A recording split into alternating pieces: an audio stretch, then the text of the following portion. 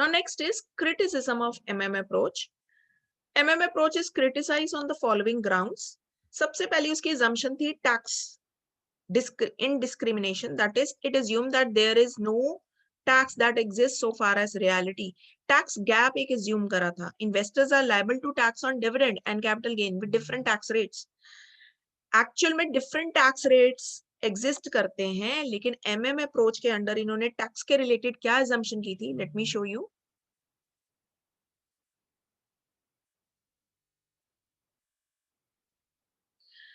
There is absence of tax discrimination, यानी एक ही rate चलता है टैक्स का, बट ऐसा नहीं है.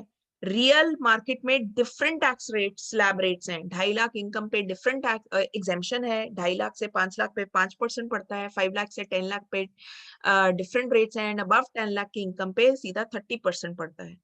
Second assumption is flotation cost.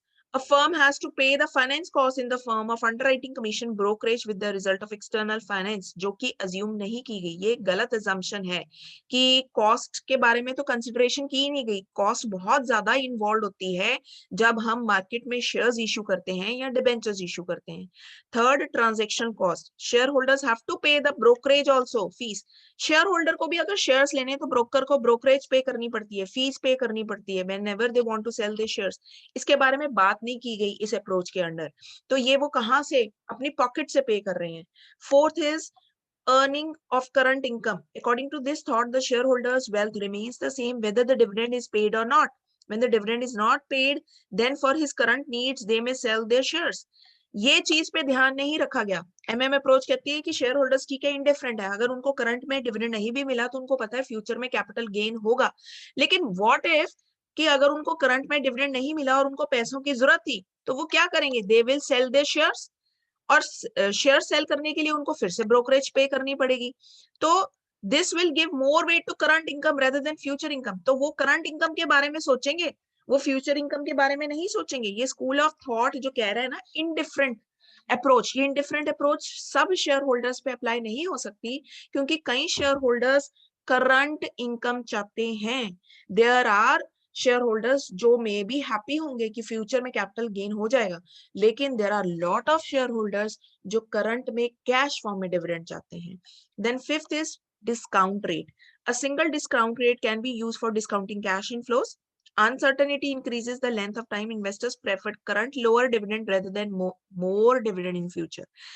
Discount rate के बारे में क्या कह रहे हैं? It is connected to this point only कि कई शेयर होल्डर्स हैं जो कि ये कहते हैं कि करंट में अगर हमें लो डिविडेंड भी दे दो, कैश दे दो तो चलेगा. They are more concerned with cash. तो लोअर डिविडेंड मींस डिस्काउंट देके, कहा उनको फ्यूचर में मान लो गेन होना था 100 रुपए का, अभी उनको कैश में 70 रुपीज मिल रहे हैं. दे आर इवन हैप्पी कि उनको डिस्काउंट रेट पे चाहिए मिल रहा है.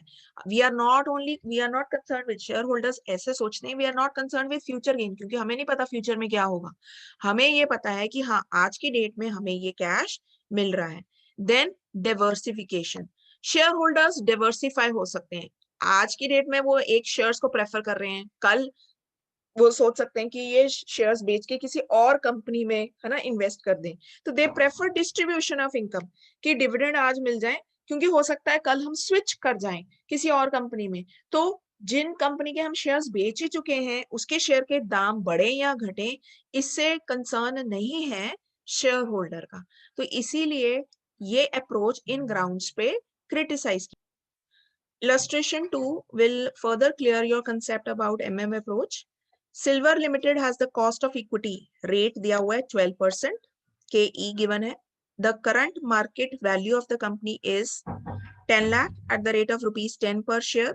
Assume the value of new investments, earning and dividend at the end of the first year as.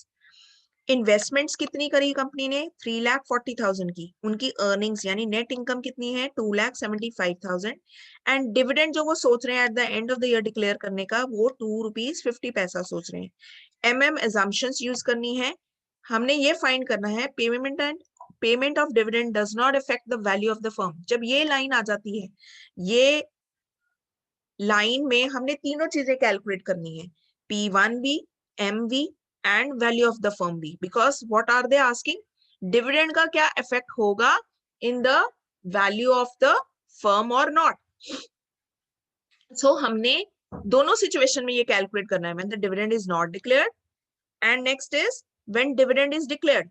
जब डिविडेंड डिक्लेयर किया तब P1 क्या है, नंबर ऑफ शेयर्स कितने होंगे and value of the firm कितनी होगी। नाउ दूसरा डिफरेंस, जब यहाँ पे नंबर ऑफ शेयर निकालेंगे तो यहाँ P1 की वैल्यू हम ये वाली लेंगे जब हम ये अज्यूम कर रहे हैं कि डिविडेंड नहीं डिक्लेयर किया, तो obviously value of the firm जो जा रही है वो 10 लाख पे जा रही है और नंबर ऑफ शेयर्स फ्रैक्शंस में आ रहे हैं।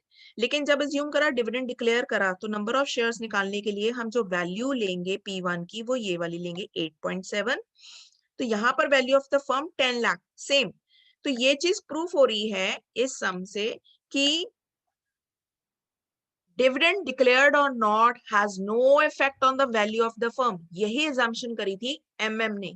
MM ये कहता था कि बेसिकली फर्स्ट कि शेयर होल्डर्स इरेलीवेंट हैं, इरेलीवेंट अप्रोच है उनकी कि चाहे अभी कैश मिल रहा है नहीं मिल रहा, फ्यूचर में उनको कैपिटल गेन होगा। दूसरी मेन बात वो कह रहे थे कि डिविडेंड डिक्लेयर करें कि ना करें it will not affect the value of the firm. वो इस सम से क्लियर है क्योंकि दोनों ही सिचुएशन में वैल्यू ऑफ द फर्म जो है सेम आ रही है।